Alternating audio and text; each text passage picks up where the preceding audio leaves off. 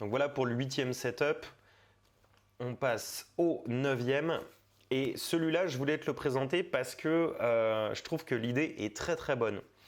Un setup comme ça, je suis pas convaincu que ce soit très efficace quand tu es en soirée, donc à partir du moment où il fait nuit. Parce que du coup, l'éclairage qu'on voit en tout cas sur la photo, c'est juste deux lampes. Je pense, tu vois, tu as l'aventure avec écrit Mr. and Mrs. Et je pense que du coup, c'était un mariage en pleine journée. Mais du coup, le setup s'adapte vraiment bien à un mariage en journée. Et ce que je voulais te montrer là-dedans, on a les classiques. Bon, classique et RCF, enceinte colonne. L'aventure qui est sympa avec la petite personnalisation. Et ce que j'ai surtout kiffé, c'est vraiment les deux meubles. Donc ça, c'est vraiment des meubles tout simplement de déco qui sont utilisés, que tu peux acheter dans les magasins de déco. Et j'ai vraiment adoré les deux superbes lampes. Et du coup, tu vois, il y a une vraie harmonie. Là, la DJ, en plus, c'est une DJ, donc c'est un petit peu plus rare. Donc ça fait encore plus de prestance. Et du coup, full noir avec les deux grosses lampes, franchement, c'est classe quoi. C'est simple, c'est efficace. Et ce que je voulais te montrer aussi à travers de cette vidéo de présentation des setups DJ originaux, t'as pas besoin d'avoir 50 000 matos pour que ça rentre bien. Dans les setups que tu vas voir juste après, tu vas avoir des installations plus grosses avec beaucoup plus de matériel. Mais c'est pas le matériel, la quantité de matos qui fera que ton installation sera simple, efficace, propre. Donc voilà, je voulais te montrer ce setup là. Allez, on passe au setup suivant. Setup suivant, voilà, on est pareil aussi là dans le minimalisme le plus total. En gros, on a deux enceintes. Alors, je pense que ça doit être du FBT. Je suis pas sûr à 100%, faudrait vérifier. Mais tu vois, l'aventure, en fait, c'est tout simplement de la palette. Donc, en fait, le DJ a pris de la palette. Il s'est fait donc l'avant avec les deux côtés anglais, peint en blanc, deux petites bougies, deux petites lanternes sur le bas, un petit cœur, quelques petites guirlandes LED et bam, le tour est joué. Alors, effectivement, là, on n'a pas tout le setup, enfin, on voit pas tout le setup light pour pouvoir éclairer la piste de danse, mais là on a l'impression que tu vois il est dans une espèce de grotte. Moi j'ai déjà mixé dans une grotte dans le 28 et ça s'adapte parfaitement au lieu ou alors à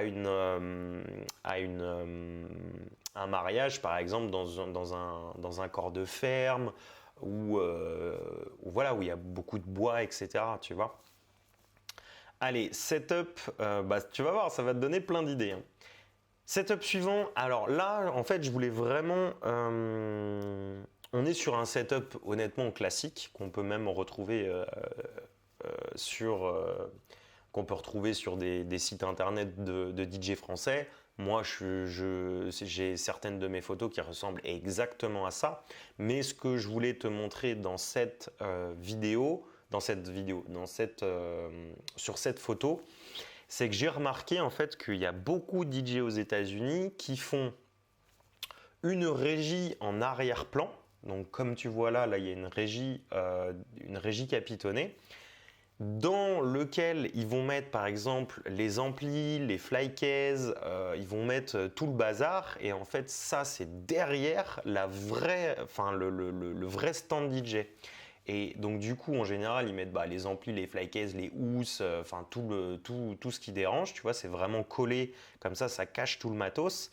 Et devant ils te mettent le stand DJ en T, bien propre.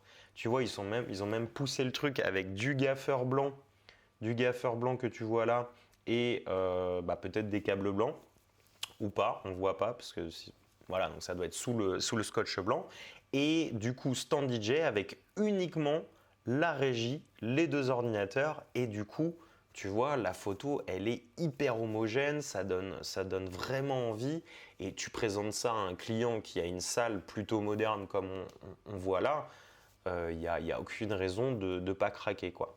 Après, ce que j'aime bien aussi, c'est la petite personnalisation à l'arrière des ordis et peut-être que moi, je vais le faire l'année prochaine C'est pas forcément une priorité, mais ça me permet d'homogénéiser l'ensemble et d'avoir un rendu ultra cohérent, quoi. Alors, on passe du coup au setup suivant. Du coup, ce setup-là, hyper original, hyper élégant. Ça doit être une galère à installer, mais il faut avouer que le rendu est quand même plutôt sympa. Donc, les prochains setups que je vais te montrer, c'est vraiment des setups DJ plus vidéo, où tu vas retrouver du coup pas mal d'écrans. Donc ça permet de voir un peu les différentes dispositions que tu peux si tu vends des écrans TV en option ou que tu veux en ajouter, bah voilà, ça donnera différentes configurations que tu pourrais utiliser. Donc là, tu vois, on a des totems qui doivent faire bien, je pense, 2,50 m et là 3 mètres. On ne doit pas être très loin de ces tailles-là. Et donc, du coup, on va retrouver 4 écrans. Sauf que je ne suis pas hyper convaincu par les 4 écrans parce que du coup, tu as l'impression, et je pense que c'est le cas, c'est qu'en fait, c'est 4 fois la même source. Donc du coup, est-ce que ça vaut vraiment le coup de mettre 4 écrans parce que ça prend quand même pas mal de temps à installer, etc. Pour balancer la même image sur les 4, je ne suis pas convaincu. Moi, si je faisais une installation avec un écran, je mettrais vraiment un très grand écran central ou alors 2 écrans vraiment sur les côtés, comme je vais te montrer dans le setup juste après. Mais bon, après, voilà, s'ils arrivent à vendre ça, que ça plaît, etc. Écoute, c'est le client qui choisit, quoi. Et si tu regardes bien, tu vois, on a pareil que ce que je t'ai montré avant. Derrière, là, il y a une petite devanture où ils ont dû mettre leur bazar. Et là, il y a une devanture. Et c'est pour ça que je t'ai mis cette photo-là. Parce que cette devanture-là, elle est juste sublime. Et en fait, c'est des miroirs, tu vois. C'est sublime, mais personnellement, je le ferai pas parce que déplacer des miroirs, déjà, ça doit effectivement coûter cher. Ça doit peser hyper lourd et c'est hyper touchy à déplacer. Après, le rendu est vraiment nickel. Donc, je pense que les gars, ils ont des flycases avec des mousses, etc. pour protéger leur devanture. Donc, pourquoi pas. Allez, setup suivant. Alors, eux, je les adore. C'est Music Speaks Volumes Entertainment. Tu pourras regarder leur site internet. Ils font vraiment des installations ultra propres. Et cette installation-là en particulier, je l'ai trouvée vraiment très très originale. Et donc du coup, en fait, tu vois, donc ils ont la devanture derrière rétroéclairée avec les caissons. Les enceintes sont directement fixées. Il n'y a pas de pied aux enceintes, sont directement fixées avec des barres sur les totems, ce qui te fait vraiment, ça fait quelque chose vraiment de beaucoup plus aéré. Et ensuite, ils ont donc deux totems avec, tu vois, une espèce là, ça fait un espèce de hache et en fait, ils ont mis 2 angles, de cerces en fait, de truss et au bout, ils ont mis 2 écrans plus du coup 2 lyres. Et ça, c'est voilà, tu arrives avec ça, et bah écoute, c'est original et moi, ça fait des années qu'ils sont sur le marché et c'est les seuls que j'ai vu faire ça, quoi. L'inconvénient d'un setup comme ça, c'est que les angles, ça prend énormément de place. Donc effectivement, si tu as par exemple un Fiat Scudo comme moi, c'est complètement infaisable de mettre des angles. Donc une installation comme ça, tu vas avoir besoin au moins d'un 12 mètres cubes, voire d'un 20 mètres cubes pour pouvoir être tranquille, quoi. Et voilà, installation originale avec en plus de la vidéo. Alors là, on passe du coup sur un cran encore supérieur et du coup, tu vois, comparé à ce que je te disais tout à l'heure, là, on a quand même beaucoup de matériel. Donc tu vois, ce que j'aime bien sur cette installation, c'est qu'en fait, ils ont fait une énorme devanture et en fait, c'est pas si bête que ça parce que si tu achètes plusieurs devantures, tu peux assembler les panneaux entre eux et augmenter la taille de ta devanture DJ. L'inconvénient, c'est qu'il faut, pour chaque panneau, si tu regardes bien, pour chaque panneau, ils ont des petites barres LED. Donc, il y a besoin quand même de beaucoup plus de matériel que ce que je t'ai montré juste avant. Et là, du coup, tu vois, on retrouve aussi pareil 4 écrans avec la même image sur chaque écran. Et on retrouve du coup des totems avec une barre en T au-dessus. Et du coup, on peut retrouver 8 lyres. Alors mon avis sur cette installation-là, franchement, le rendu est complètement ouf. Je trouve que c'est vraiment waouh, c'est impressionnant, mais ça peut être aussi un inconvénient. C'est-à-dire que euh, le but dans un mariage ou dans une soirée, c'est pas non plus de mettre le maximum de matos possible et qu'on voit que l'installation du DJ dans la salle. Moi, enfin après c'est ma vision de la chose, hein, mais moi ce que j'essaie c'est vraiment de m'intégrer le plus possible à la salle et de dénaturer le moins possible la salle déjà et d'essayer d'être en harmonie avec le thème couleur, le thème du mariage et aussi l'ambiance de la salle quoi. Après, s'ils ont fait une installation comme ça, c'est qu'à mon avis, c'était un gros mariage. Donc là, vu on est juste sur un côté de la salle, on n'a pas tout l'arrière et je pense que ça doit être quand même une très grosse salle. Je pense que c'est important, et ça je le répète dans toutes mes vidéos et même dans mes formations, je pense que c'est important d'adapter le matériel que tu amènes à la salle. C'est vraiment indispensable. Parce que si tu ramènes trop de matos, ça va être trop impressionnant, comme je te l'ai dit. Si tu n'en ramènes pas assez, ça va être ridicule.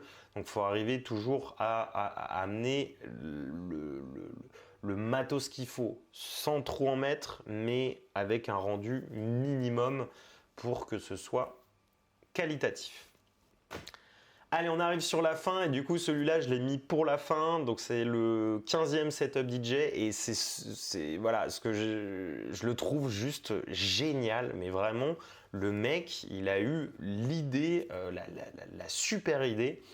Et en fait, quand tu regardes son site internet, tu as plein. En fait, lui, il fait 4 variantes de setup DJ avec une déco différente à chaque fois. Et celle-là, je la trouve magnifique. Il a réussi à trouver, à apprendre. Enfin, je pense qu'il a chiné un avant de Volkswagen, un combi Volkswagen. Et du coup, c'est vraiment son DJ boost, tu vois. Donc, il vient le fixer. On voit ici qu'il a il doit avoir un DJ boost derrière et il vient accrocher sa devanture de combi et c'est juste génial. Et si tu regardes bien, du coup, sur cette photo, donc en plus de ça, il a les totems. Et si tu regardes bien, il a aussi personnalisé les totems, c'est-à-dire qu'il a mis de la déco. Donc je pense que c'est des fausses fleurs.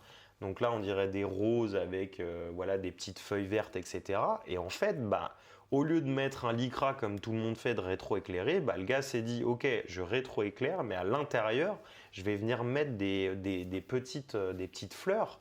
Et l'idée, elle est juste géniale. Tu as vu le rendu, c'est sublime quoi. Donc, pour compléter ça, il a ça doit être du. Je ne sais pas ce que c'est comme marque, c'est peut-être du Electro Voice. Donc 2 systèmes colonnes, il a 6 petites lyres, ça doit être peut-être 75 watts, ça ressemble un peu au American DJ. On va dire entre 75 et 100 watts, mais du coup il les a prises en blanche.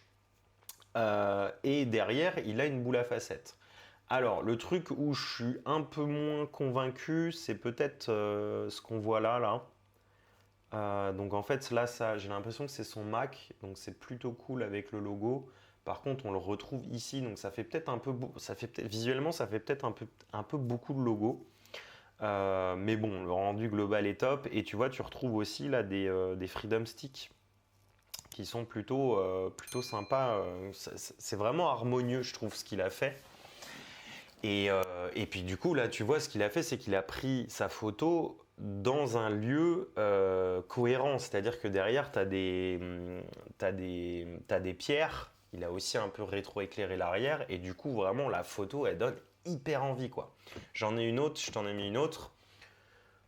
Un peu le même style, du coup, sans les roses. Mais tu vois, à l'arrière, en fait, il a un backdrop, donc un drapé blanc qui est un peu plissé. Au sol, en fait, il a mis des petites barres LED, tu vois, tout le long, qui permettent vraiment de rétro-éclairer, de rétro-éclairer l'arrière de son DJ booth. Au-dessus, il y a, je pense, des fausses plantes.